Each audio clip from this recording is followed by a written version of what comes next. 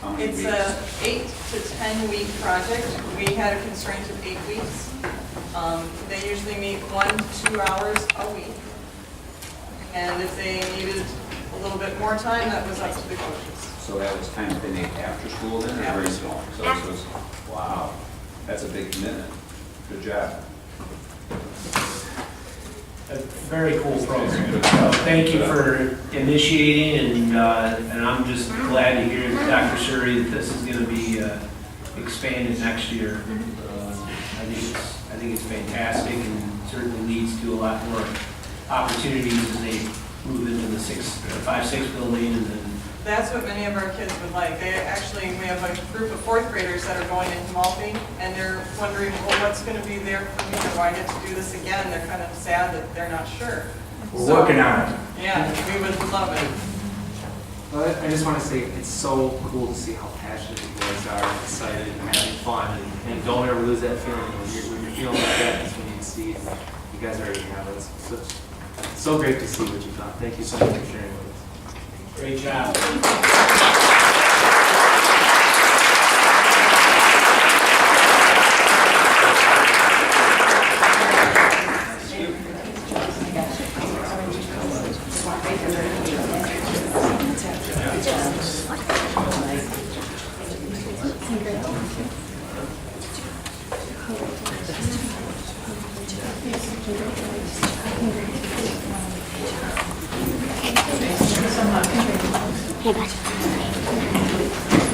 Great job, Hilton.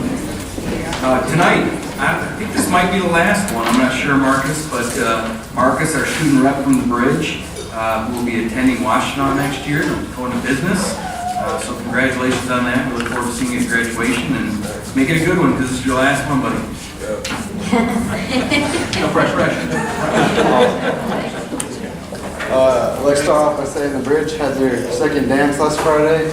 We would like to thank First Presbyterian Church for all the help. Student leadership team did very well at Mayo. We took second in the Life Smart competition. We'd also like to thank Mr. Stahl for having the group of us go with you and do your job and what different jobs your job has to offer. We hope to have more people go next year, people who are actually interested in it. Our graduation is Tuesday, June 13th. We have a graduating class of about 13, and hopefully 15 more next year. And I'd just like to say thank you for having me this year. Great job. And this is my last one. So thanks for Thank you, Mark. Thank you.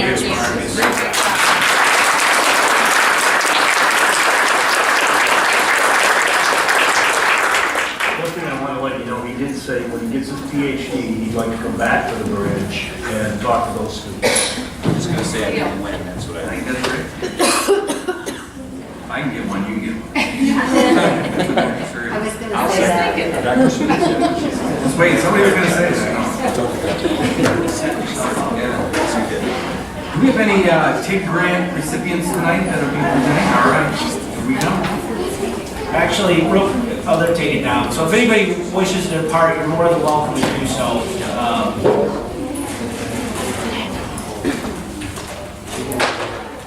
Okay. It's all you, Mr. Cavallero.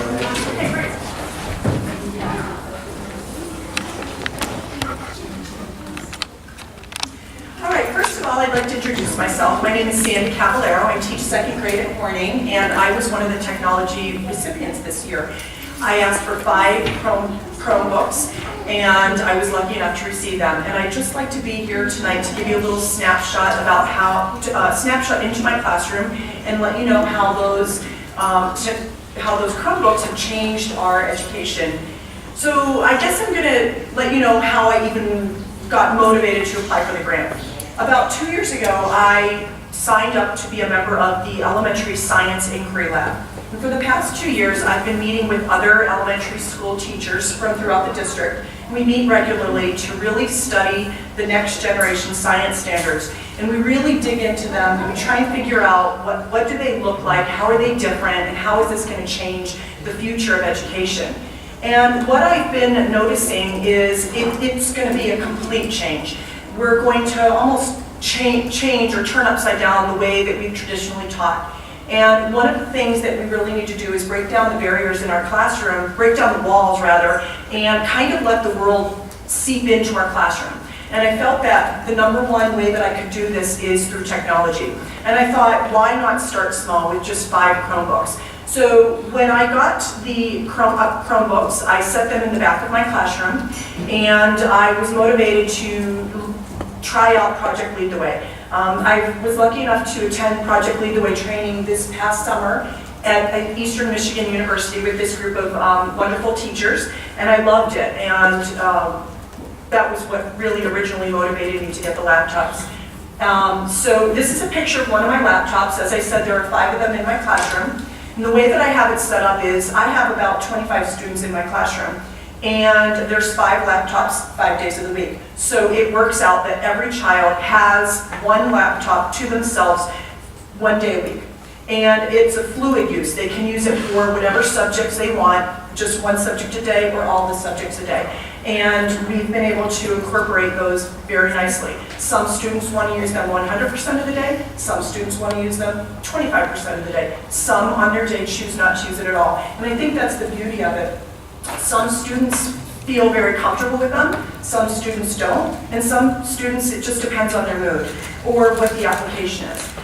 This is a picture of what our technology center looks like. It's very small, it's very simple, but it works wonderfully. And as you can see above the table, there's a chart that shows what student has what laptop each day of the week.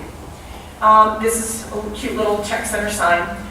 This is a picture of some students outside doing one of our Project Lead the Way investigations. Project Lead the Way is something that kind of starts with curiosity. We pose a phenomenon to our students, a very curious question that is very applicable to their life, to their curiosities.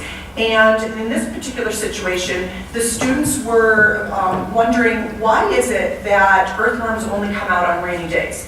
And why is it that we only see certain kinds of animals and plants at certain times and places? And so we began that by walking the grounds of the school. As you can see, the children are taking photographs of evidence so that they can document those and gather data.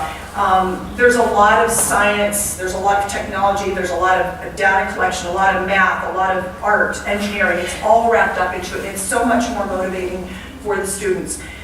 So this is something that we do often on our laptops. Each student learned, they got a Google Drive account, they learned how to use their Google Drive account, and they learned how to gather data.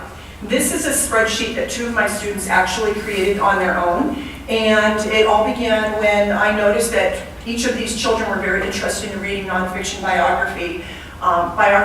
And so I gathered them together and I said, hey, why don't we just share this information with each other? So we created this, and it became so motivating to them that they originally were only reading about George Washington and Abraham Lincoln, and as you can see in the subsequent days, they added all these other wonderful people from our past and imported the information. So this sparked a little curiosity amongst the classroom, and next thing you know, all my students are working in pairs. And I think that technology allows minds to come together and to gather information. So I just thought that was interesting. From there, I taught my students word processing skills, and to us, that seems so second nature, but to second graders, they think it's so cool that you can type letters and they show up on the screen. And the very first day that they learn how to change the font or change the color of the font is like just a magic trick to them. And it becomes, again, very motivating to them. So they created these covers for their small moment stories. And again, this led into word processing. The next thing you know, on their day during writer's workshop, they plop back on the Chromebook and write twice as many stories or words as they would if they were writing on traditional paper with pencil. I also use the Chromebooks to show or demonstrate learning. This is an example of a mind map. And at the end of the science unit, my students started in the very center with what was the unit, what was the subject of this unit. And as you can see, they branch out the ideas that they learned from the unit topic and kept branching out. Well, this idea then kind of made me think about this. And as you can see, this is one student's mind map, this is another's, and this is another's. So I think it's really important for students to be able to demonstrate what their mind is thinking, and for me as the teacher to kind of look into what that thinking is. And again, this is something that they do on their own now. This is another example of demonstrating learning. This was at the end of a nutrition unit. My students used the Chromebooks to create a picture of a plate, and they had to demonstrate that they understood what a well-balanced meal was and show something from each of the 5 food groups. Here's another example, and another example of students demonstrating what the 3 different types of communities are and what finding an image of what those look like. My students also enjoyed Project Lead the Way. This is an end culminating unit, or culminating project. These are seed spreaders. And in order to build this seed spreader, the students had to use the internet to kind of learn what are the different ways that seeds are dispersed. We also studied kitchen gadgets. When I look at this kitchen gadget, what was the creator of this gadget thinking about from nature? How are things from nature used to create kitchen gadgets? And so they took all that knowledge and built these. So again, even though this is a product that they use with recyclable materials, there was a lot of gathering information from the web behind this. And here's another example of a seed spreader, completely different look, completely different story behind it, completely different process and how it works, and another one. And again, here is my technology center, some more of my students. And in summary, I just want to say thank you for granting me the web. Thank you for granting me the grant. The laptops have been wonderful. My students enjoy them, and I really do think it has piqued curiosity, it's increased motivation, and it has broken down the walls in my classroom. So thank you very much for myself and for my students.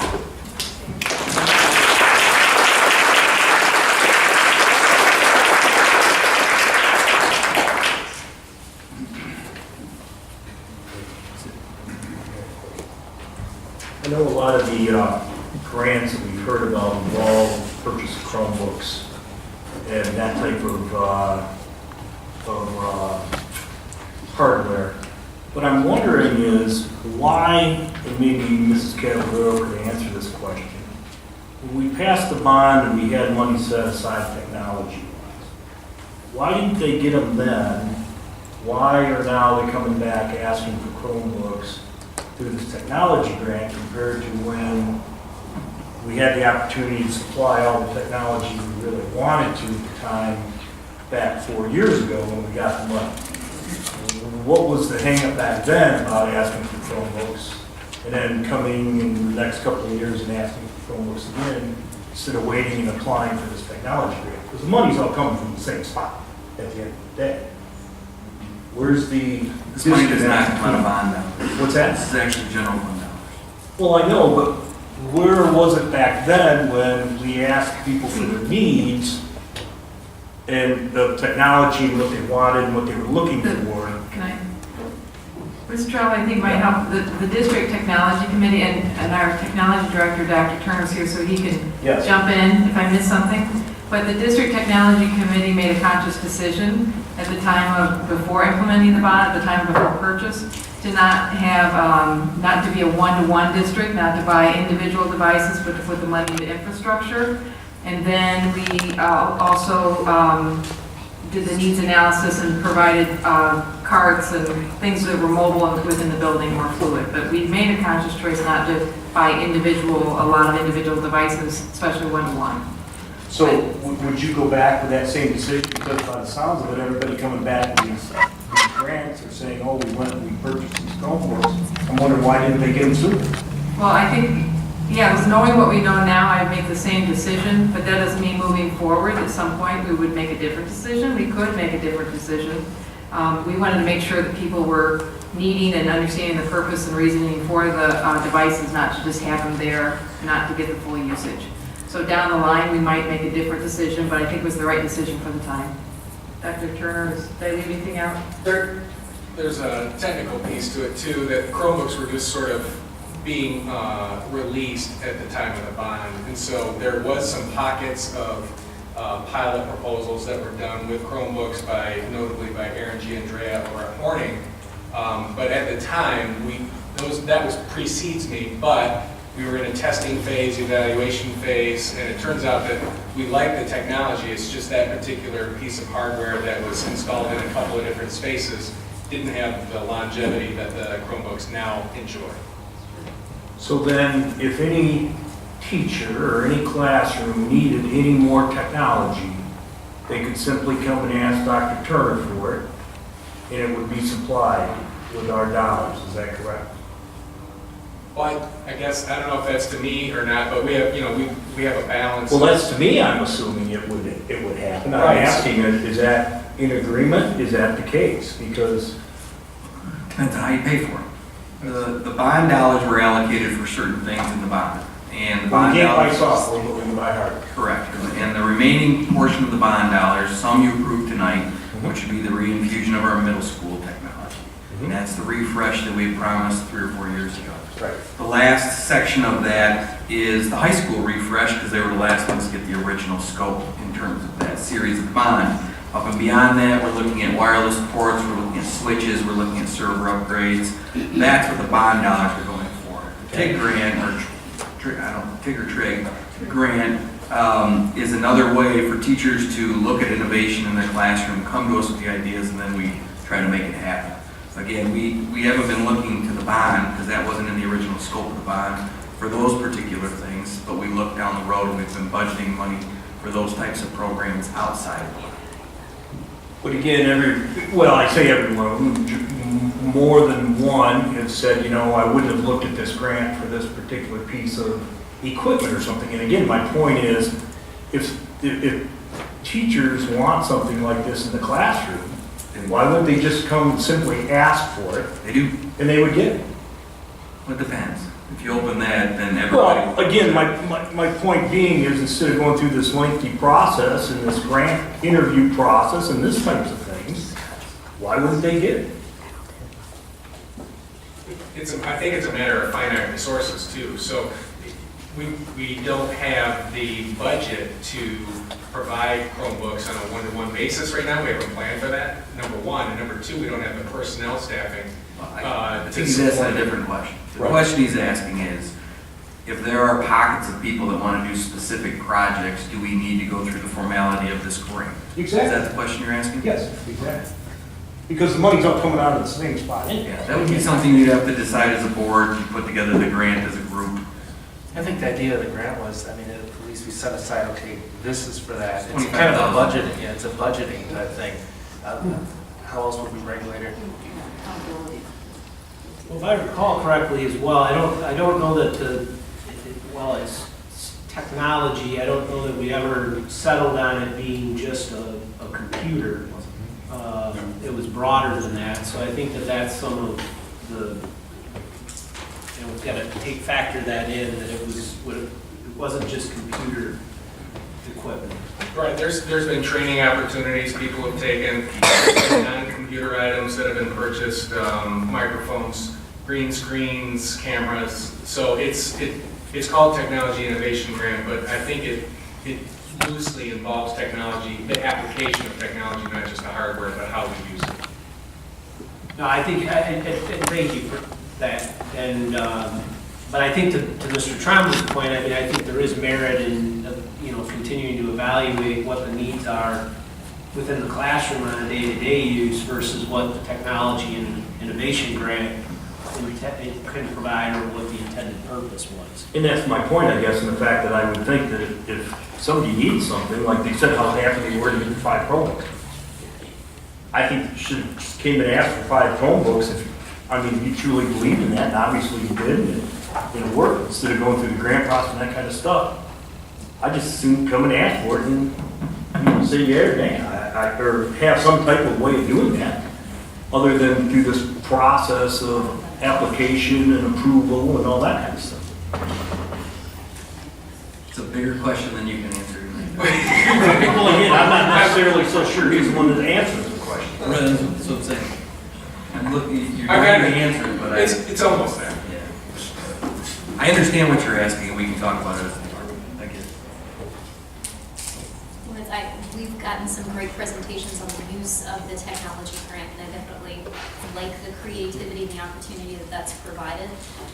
Hopefully we are taking what we've learned from this and thinking about how we can apply that and through changes in curriculum and technology, right? I mean, that's part of our planning. The problem is it's only $25,000, and our budget operates on $70 million a year now.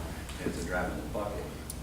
So we need to crank it up a little bit, and it's $250,000 would be more like it. So just an idea that it should be a kind of free-for-all, but there should be an application process that allows anyone to say here to the superintendent, to administration, say these are the things we want to do. It doesn't require technically anybody's approval, as long as the administration believes it's the right direction for our district to go. I think that's what Mr. Trombley is saying. So it's a drop in the bucket. So what percentage is 25,000 of 70 million? Very, very, very small. It doesn't even measure. It doesn't even measure. It doesn't even measure. But let's not forget though, when we do approve those things at the end of the year, when we don't, we also have to adjust what we think we're gonna have in And we just saved 90,000 because Dr. Gishman did her job on the finances. We just approved a new lending program that will save the 90,000. So, or 80-some thousand. Is that correct? If it works out right. So the goal is that each one of these times we do this, that money gets put back in the program that then benefits the students. I'll tell you what, I'll work with Dr. Turner in terms of, and Dr. Surrey in terms of this, and try to squeeze money out of Dr. Gissinger. Perfect. I never say no. People can come to us and ask us for different things. I think the TIG grant was a different piece. That's something you guys talked about. I think that'd be a bigger conversation. I think Mr. Conley hit on another key point to this, and it's the process. I mean, there's got to be a process in place for these things to come forward and some type of evaluation on what exactly, the use is. What's the benefit? And then certainly most of these we're hoping will turn into some type of long-term longevity. And some might not. And some might not, which is part of technology. That's an experimental process. Absolutely. The reason, because I was here when we built the bond, and the reason we did the technology the way we did it is because I was in 2 former districts. The first one I was in passed a big technology bond, and they put the exact same computer, exact same TV, and the exact same board in every single classroom, and didn't ask anybody's opinion. And I saw a lot of clothes and stuff hanging from smart boards and TVs, and they were never utilized. I thought that was a big, colossal waste of money. I was still bumping my head on that TV when I left Grand Ledge in September 2013. I didn't want to ram them out, but so we took a very intentional approach here in terms of that. We went to every single classroom and asked every single teacher what we thought they would actually utilize, because we'd like to see them using it every day, because it is costly. That's how the original scope of the bond came to fruition. The TIG grant was different, something born out of a board member at this particular table. The other technology, I know Dr. Turner and myself get hit up on a weekly basis for different stuff, and we try to make it happen. I think that's what Mr. Trombley is actually asking about, is stuff beyond what a TIG grant would be or would benefit a classroom. Well, no, all I'm saying is it sounds like all these people have been, let me ask you this, has there ever been one of those turned down? Oh, yeah. The TIG grants, yes. Yeah. And we typically get requests twice in the amount that's been budgeted. Like I said, we just more cash. But again, I think if there's a need and the funds are there, they ought to have it. It shouldn't be a process that would be stifled. But I think that the need is based on an idea. So what the TIG grant provided was a reason to come up with an idea. So you motivate them. This process. Application process. Exactly, there's a reason for it. It's deliberate. Yeah, because I think we are responsive when people come up with a need. So let's look at everyone we turned down then. Let's look at everyone we turned down. Let's go ahead and look at what the merit was and see why we turned it down, and let's go ahead and fund it. Because I believe if they brought it to you, there's a reason that those teachers brought it to you. And I don't see any reason that this district doesn't fund every one. And that's what Mr. Trombley just said in so many words. Fund them all. Until we can't afford it. Okay. Thank you for that. I think that's what you said, wasn't it? That's what I said.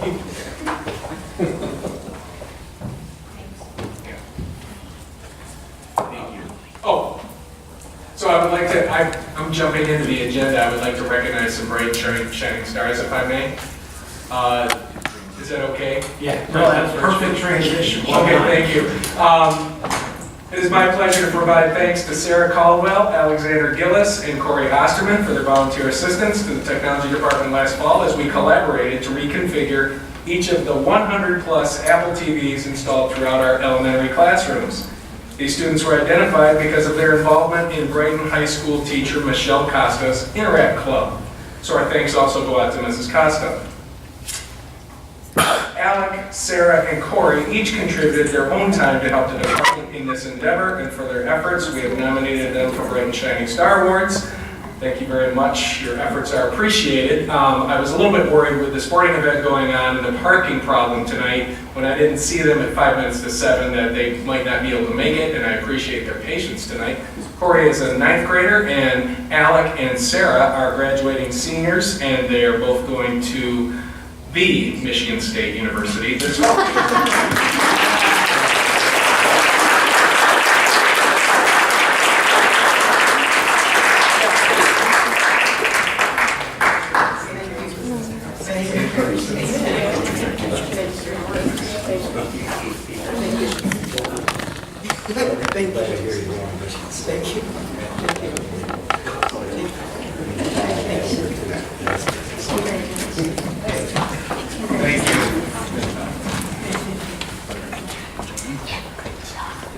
Tonight we also have a list of teachers here tonight that have achieved a great honor in the profession. That is the achievement of tenure. If they're here tonight, when I please list your name, could you stand and be recognized? We have Christine Devlin from the Bridge, a math teacher. Nadine Clark, an English teacher from Brighton High School. Andrew Dupay, special ed teacher from the high school. Janelle Ethorn, a math teacher at the high school. Emily Harachin, media specialist at Brighton High School. Lindsay Janescu, family consumer science at Brighton High School. Brian Lemons, one of our physical education teachers at Brighton High School. Samantha Wiesel, science teacher at Brighton High School. Crystal Erkey, special education teacher at Hawkins Elementary. Brooke Johnson, special education teacher at Hawkins Elementary. Katie Quetzamo, grade 1, Horning Elementary. Carolyn Walter, special education resource at Maltby. Christina Wilson, 6th grade teacher at Maltby. Kara Fribley, media specialist at Scranton. Jamie Smith, special education teacher at Scranton. Carrie Fleet, an art teacher at Spencer Elementary. Melanie Huckala, a grade 3 teacher at Spencer Elementary. And Kimberly Morrow, a kindergarten teacher at Spencer Elementary. And it is with great pleasure that we award you tenure tonight.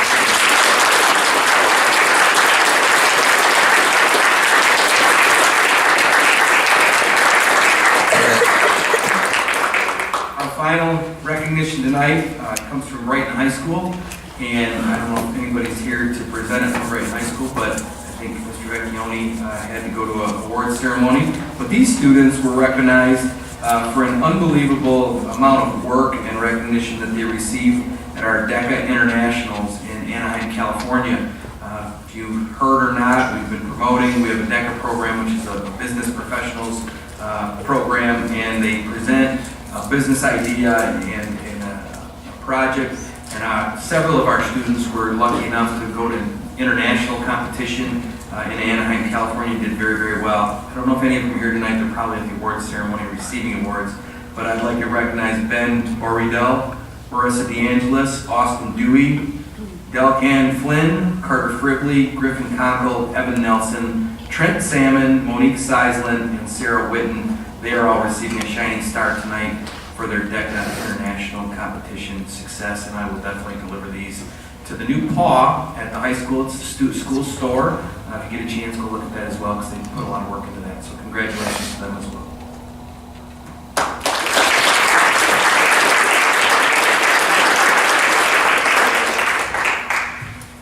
Okay, that completes recognition and moves us to Board of Education bulletins.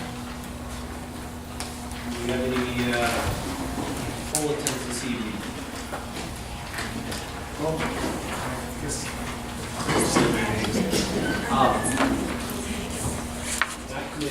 No, just bulletins. First, I wanted to say thank you to Mrs. Oates. Horning celebrated its 40th birthday, and we had quite a showing there. We had former teachers. We had our very first principal, and I'm sorry I didn't bring my glasses tonight, Mrs. Janet Fleury. She was there and presented to the kids. It was kind of cool to see the very first principal of Horning. Mr. Dave Pernell, past principal and superintendent of our school district. I had the pleasure of serving a lot of his current and past teachers. It was great. I get to know them a little better. It was a great showing. The kids had a great time. They were wearing new t-shirts. They were very festive, and we had a music recital by the fourth grade students to a lot of current music that was really incredible. It's just amazing how talented these kids are. It was a great time, and what an honor to have Mrs. O present that to us. She's been working on it for about a year.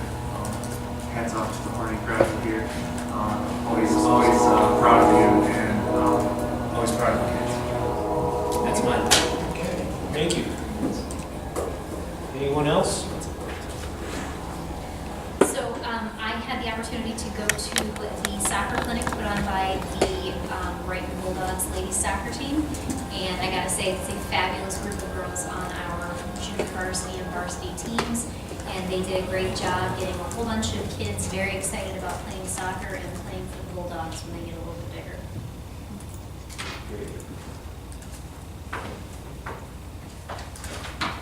I have one thing, just we received a thank you note from the Brighton High School Science Olympiad team, and I'll pass that down. They've got a photo in here as well, so certainly, once again, great job by all of these students and their dedication to the Science Olympiad team. So, share that with everybody. John? You all shot? What are we going to talk about? Well, is it Friday? Or, I'm sorry. Thursday. Yeah, Thursday. Thursday, we're doing a senior send-off in the high school auto lab, which will include health ops students and probably some engineering CAD students and maybe even graphics kids. So we'll be doing that. I'll be cooking from 10 to noon, and we show up there about 7:30 a.m. Should be a nice program for the students in front of fifth year, fourth, I can't remember.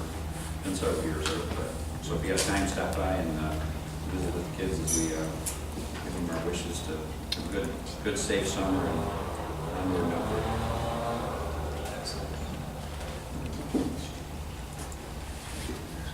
Okay.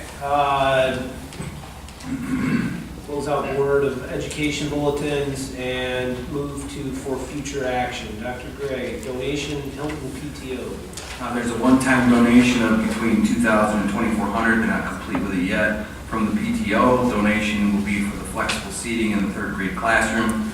If you don't know what that is, it looks like a little mushroom that you can move around on, and it's very portable. It's a stimulating chair, and it does help a lot of the kids with some of the fidgeting. So that's a flexible seating option called Hokey Stools that, again, is going to be a nice addition to Hilton. Okay. Picture of it's on the second page.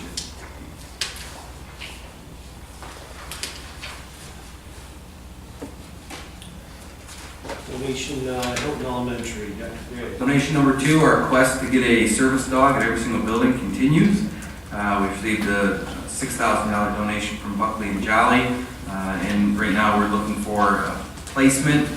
We haven't found a staff member at Hilton yet that's willing to take the dog. We don't know what will happen in relation to that, if we have to move to a different building or if we stay there and find somebody.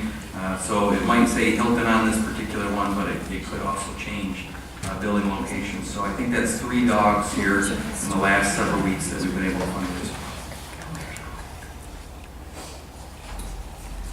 Item C, donation Hawkins PTO. Sticking with the dog theme, if you can take a look at this one, another $2,500 donation from the Hawkins PTO for a service dog. On that one, we have found somebody to house and train that particular.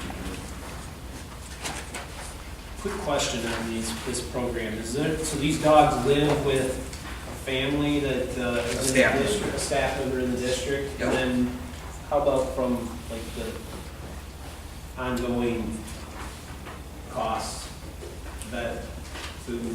Yeah, a lot of the upfront costs cover some of that. Okay. And then beyond that, typically they either do additional fundraising or it's paid for out of that particular person's. So they keep the dog. Item D, VASA contract. If you look below, we're recommending in a couple of weeks an extension of the existing contract. The only change is really our dates. You see an initial one on page 99, and then if you go to the end of the contract, which is located almost to the end of the contract, page 109, again, it's a date change. You see the words "and benefits." Since we're looking at the insurance consortium, we need to also take a look at negotiating benefits so that they're not outside the scope of the rest of the members of the staff. Those are the only changes.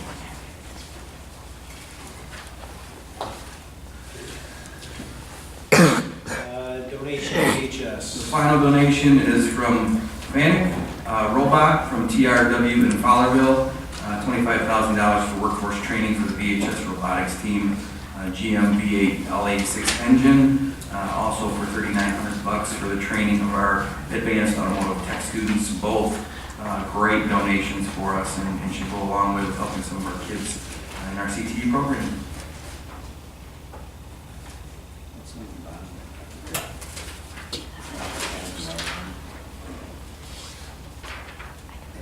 Workforce training. Yeah.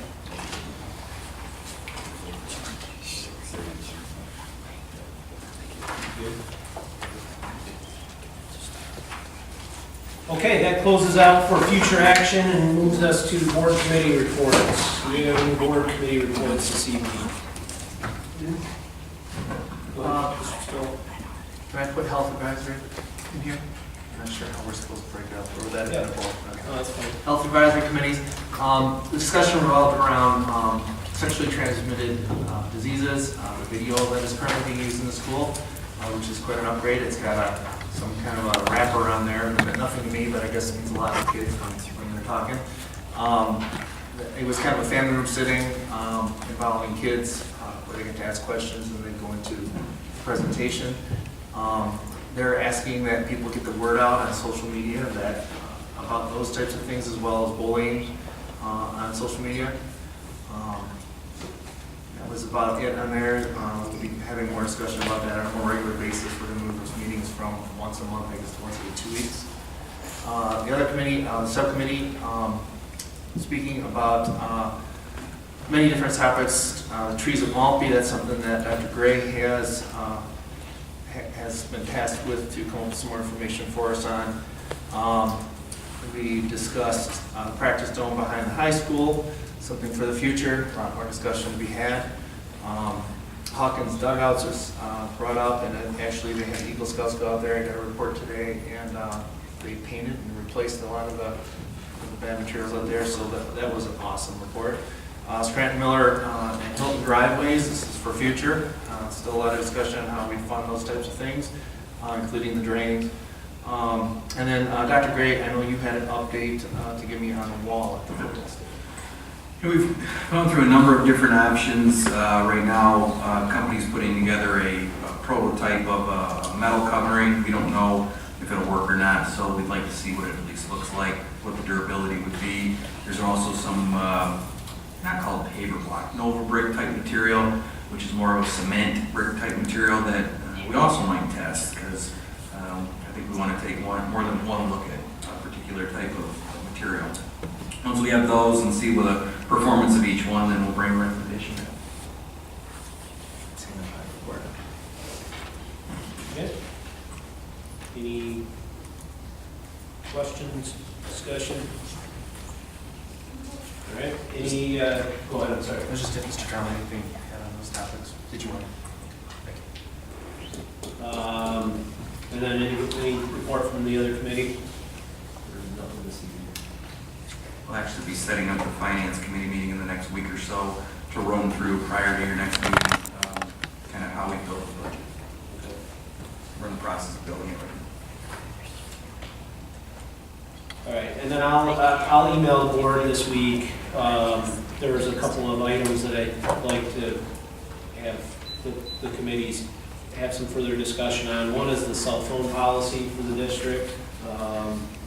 And then the other one is revisiting our transportation. I received an email today from a concerned parent reference to transportation, and then we also heard loud and clear in the most recent survey that transportation is a significant concern amongst a number of folks in the district. So I'd like for the committee, or I'd request the committee in the facilities and operations group discuss transportation, some different ideas and recommendations in that space. So I'll send an email this week to everyone so we can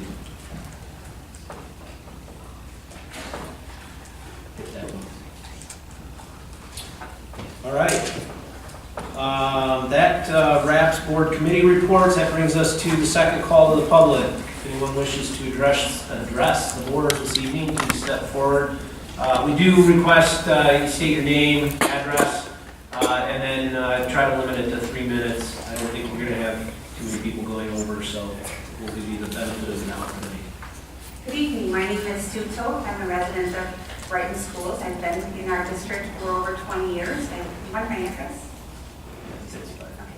And I've had several children go through Hawkins Elementary, and coming upon my last child going through Hawkins Elementary. So we've been there for over 12 years, and we've seen several different principals and lots of different teachers, and seen lots of great things happening at Hawkins. And I've never been more proud of Hawkins. I wanted to take a moment to give you, wanted to thank you for a moment for hiring Basha. She's an outstanding principal. We and did I've not seen- put her up to this. I've seen lots of great principals, and Jack being one of them as well. And Basha has a passion for this leader in me, and I think it's fantastic. I've seen a change in my daughter, and I've seen a change in the whole school and how it looks and how the culture feels. And I want to say thank you. I'm proud that you're my board and that you have hired people like Basha. Thank you. Thank you.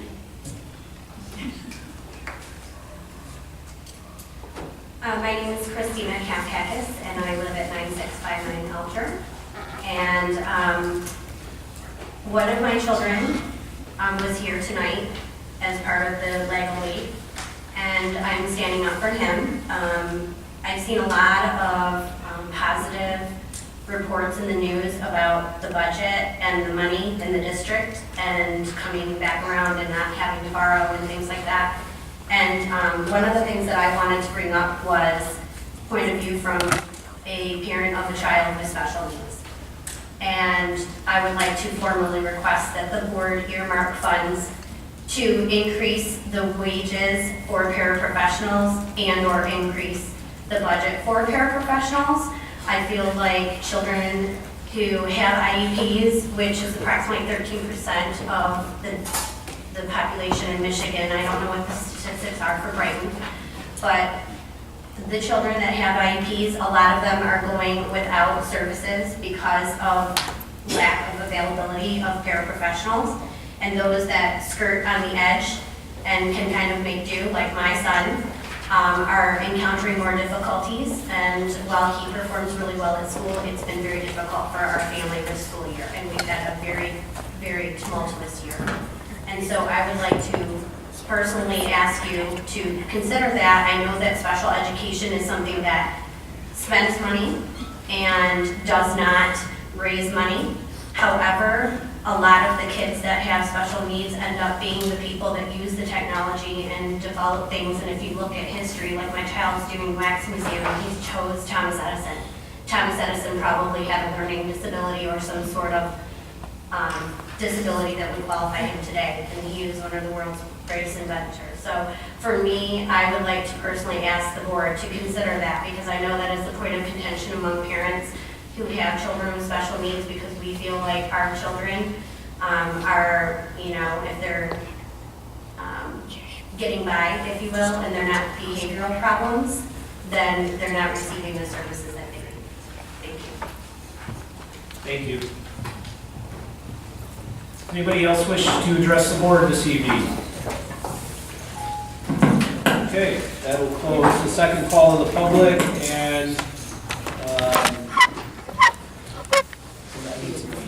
I motion we move to closed session you look at me, so you got the duty.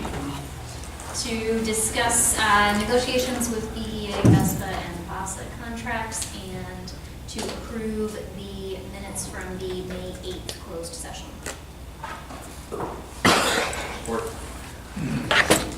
Need September. Okay, that'll move us into closed session, so we'll take about a 5-minute break. Roll call vote. Oh, we need a roll call. Mr. Cox? Yes. Mrs. Reed? Yes? Mr.